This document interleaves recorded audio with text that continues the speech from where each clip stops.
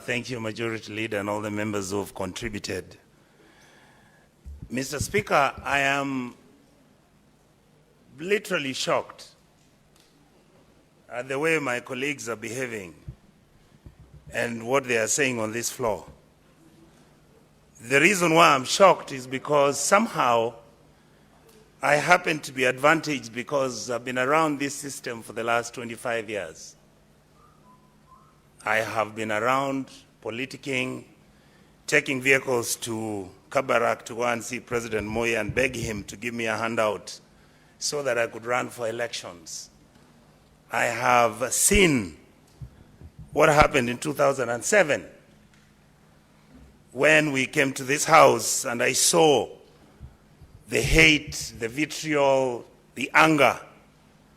What were we fighting about? An election which had been lost, and of course we were on the other side which lost, quote unquote, and we stood here and said how we wished anybody who was on the other side should have been dead. I have watched the coalition government work, and then it failed. In this republic, I have seen President Uhuru come into power and his elections are nullified, and I've seen how he handled it. And I have seen how President William Ruto becomes president. So I hope my colleagues will give me an opportunity to lay out my case. This election of Prime Minister Raila to the AUC, indeed it was about our country. This election was not really about Raila per se. And I've seen some people say, oh, this election was about President William Ruto, and if he's a bad president, therefore our candidate wouldn't win. No, I take a different approach. The reality is we went in to hunt. I am saying I don't think we were prepared to hunt well and kill the elephant. My argument is we have a country where we are constantly looking for options and solutions away from the reality of what we are dealing with. I have had my colleagues say that there were people celebrating that in fact Raila lost. Yes, they celebrated because they are fearful. They want Raila to come back because the country looks unstable and it's not ready to move on. That is where we are, Honorable Cherargei. This is not about tribes ganging up against bigger tribes and smaller tribes ganging against smaller ones. This is a state called Kenya, which is dysfunctional, where we have refused to accept the basic tenets. We have said, Honorable, my majority leader, you know I respect and love you as my brother. Thank you. I hope one day I'll join government and be with you. But I intend to remain in the opposition to keep some of you sober and sane. This process, because of the training I got when I was a minister in the government of President Kibaki, is a process which is handled quietly, efficiently, and successfully. When you are going for these positions, you must be able to look at the sensitivities and the issues in all these geopolitical issues of Africa.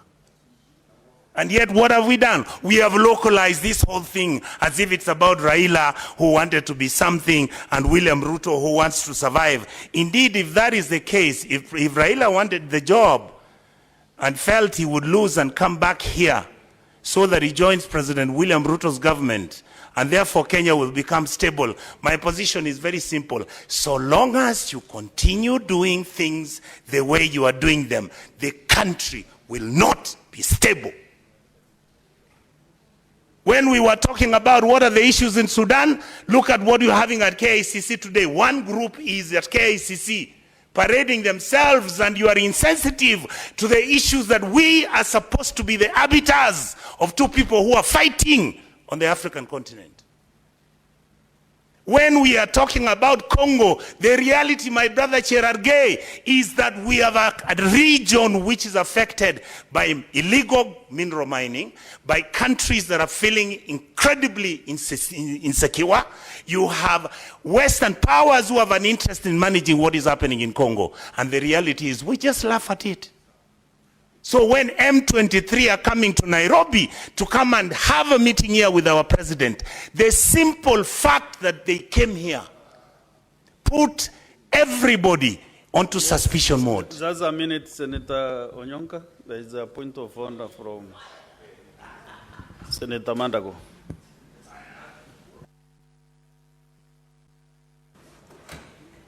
Honorable Speaker, I've heard Senator Onyonka say M23 are coming to Nairobi. I don't know whether it's confusing. I said when they came. I said when they came. I know you don't know. When they came, M23 came to Nairobi, met our president, they launched themselves here. What did you expect President Kagame to do? What did you expect him to do? When information is coming out that all these groups are meeting around Nairobi and we are not careful. There is a point of order still from... I was just wondering whether Senator Mandago. The operations of Parliament have changed. Can Senator Onyonka provide evidence that M23 indeed came to Nairobi, met the president, and launched themselves here? I think it's a dangerous statement to be allowed to go on record without evidence. Substantiate. What question are you asking me? That? Mr. My Chair Health, what I said was this. Anytime when you have these groups that are fighting in the East African region, and one of them appears to be in Nairobi, what it happens is it creates a destabilization which sometimes is imaginary, and yet the expectation is just like South Sudan.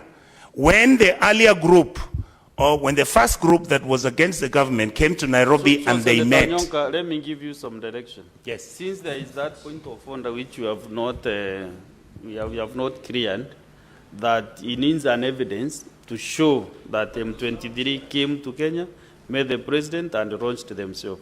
What I said, if you don't have that evidence, when are you ready to provide the evidence? Mr. Speaker, what I said is that the M23 made contact, and indeed, the president of Kenya's responsibility was for him to start negotiating with them and the Rwandese government. What I am saying is, those discussions as they started... Did you say that they came to Nairobi?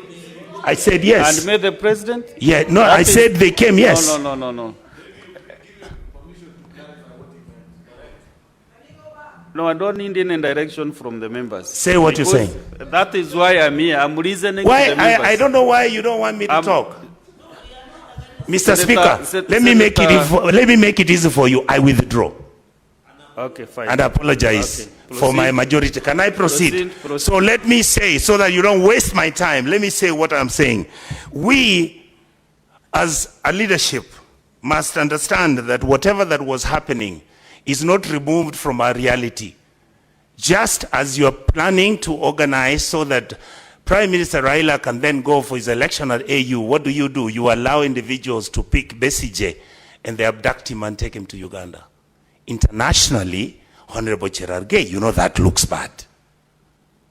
Then when you are busy talking about South Africa, I know some of us may not understand that the South African government, having gone to Congo, the responsibility and the role they have played in Congo and all the issues that have been engaged must be handled so carefully. So carefully. But what do? And I said it on public. We then decide we are going to support Israel because the Israelis are our friends for years and years and years, and we make that announcement disregarding the sensitivities of what is happening in Gaza. Then we take that same narrative as we are having issues. Senator Onyonka, there's another point of order from the majority leader. You see, Mr. Speaker, I'm really sorry to Senator Onyonka because it's not my intention to disrupt him, but he's inviting this upon himself by claiming matters that are not factual, which leaves us with no other option than to interrupt him and ask him to check his records. I know for a fact that not once, twice, or thrice that Kenya has made its position clear on the Palestine-Gaza dispute, that they believe in the two-state solution. Thank We you. have never come out clear to say that we support any of the parties. Therefore, it is not right for Senator Onyonka to mislead the House Mr. and Speaker. claim that we have identified with Israel to the exclusion of the Palestinians. That's not accurate. Mr. Speaker, could I maybe use a No, different, Senator Onyonka. maybe let me use a different angle So to when make, there is a member executing a point of order, you go back to a seat, you sit and wait. Mr. So you Speaker, don't- I feel like you're trying to harass me so much. I am saying, that is the I am rules saying, of the House. When there is a member. Speaker, on a I point know of the order, rules, but you sit see if I keep going that way, it's a bit No, there's tiring. a seat just next to.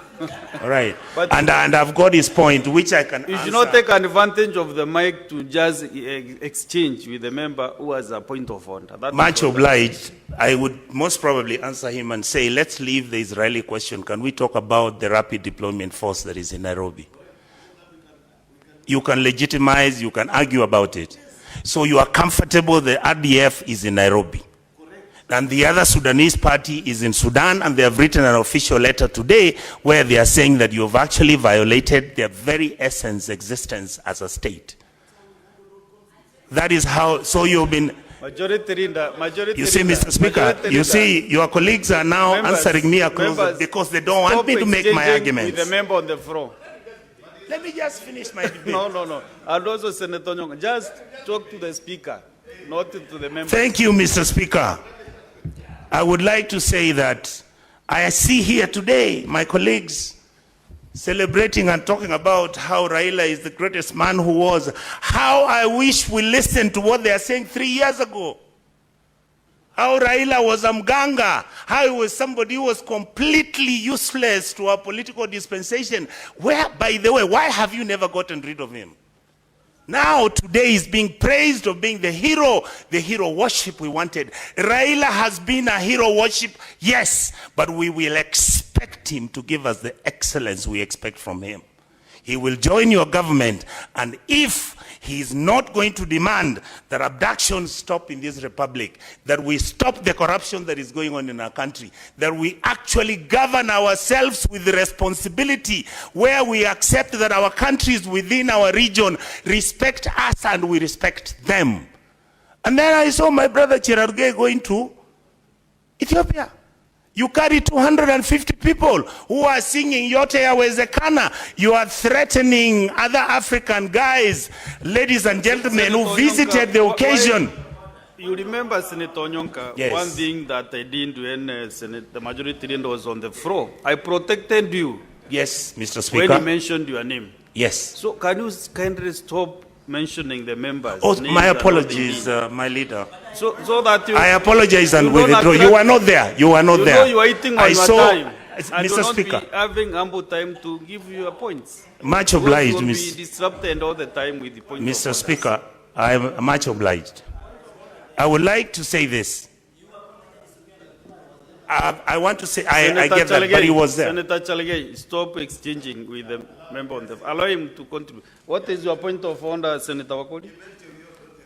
Just It's a listen your chariot, my brother. Mr. Senator Speaker, Onyonka, let us listen this point of order. So I will ask the clerk, when you know you are misusing my mic, the clerks. When the member is on a point of order, switch off the other mic, so that now we can be orderly.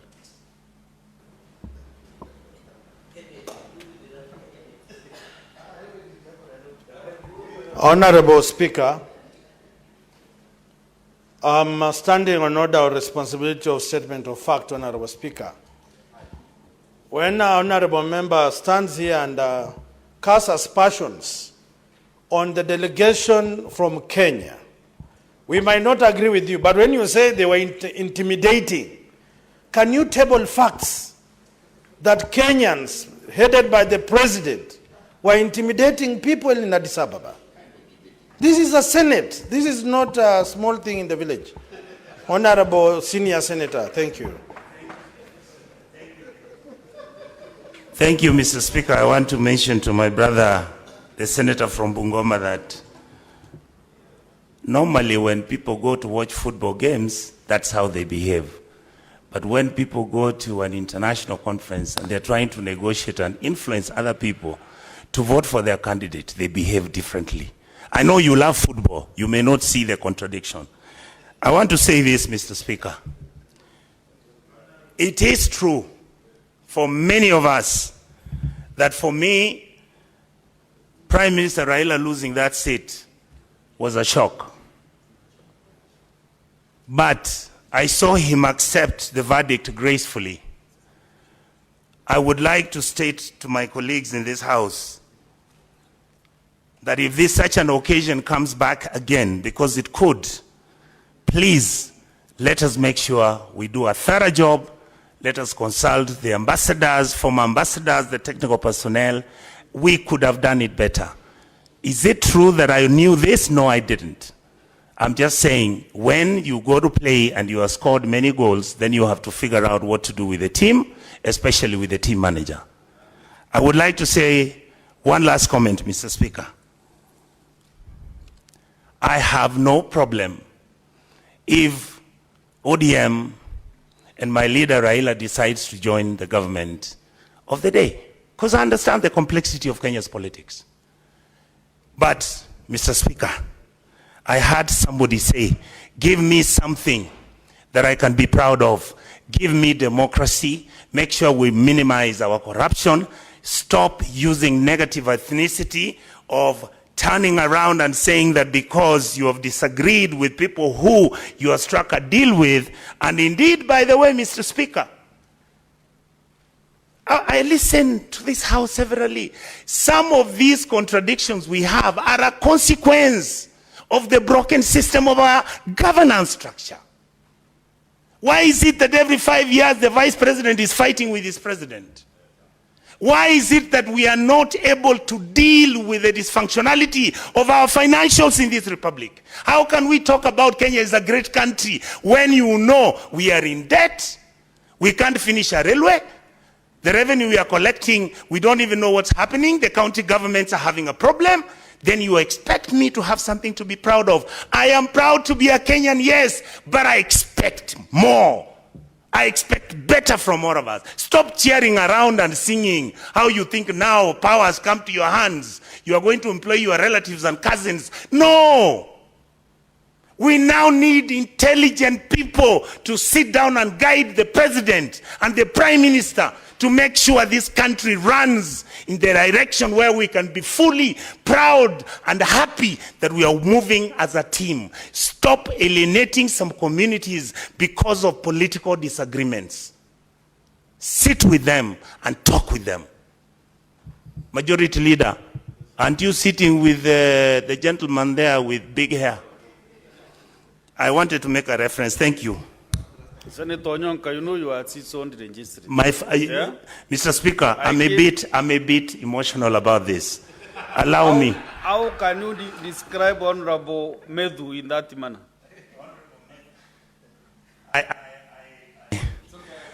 He accepts the I wanted to say how beautiful I see both of you. You have disagreed politically and yet you are talking. That is how it should be. Let us not escalate it to the next level. I see us escalating this war to the next level. And I want to mention finally, Mr. Speaker, that whatever it takes for this Senate, whatever it takes all of you, for the next 2.5 years, this country has been left in your hands. Make sure the leadership listens to what the Kenyan public is saying. Especially, I heard somebody trying to dismiss the role of the young people. Some of us are just saying it purely. Please listen to these young people. And it's not about me wanting to be on TikTok. I've heard some of my colleagues always jump up and say, yeah, I'm at 6 million views. Those things don't matter to me. I don't even have to come back to this house again as a senator or any leadership position, because I am extremely disappointed at the way we are carrying ourselves when we are advantaged. When we are not disadvantaged. When we are disadvantaged, we behave differently. When we are advantaged, we behave differently. It is convenient. This state does not convenience This state needs factual analysis, evaluation, and conclusions on matters that are going to help us govern. The president should succeed. He should listen to us. What is working, let him continue working on it. What is failing, can he stop, fix it, and then we move forward. Mr. Speaker, I support.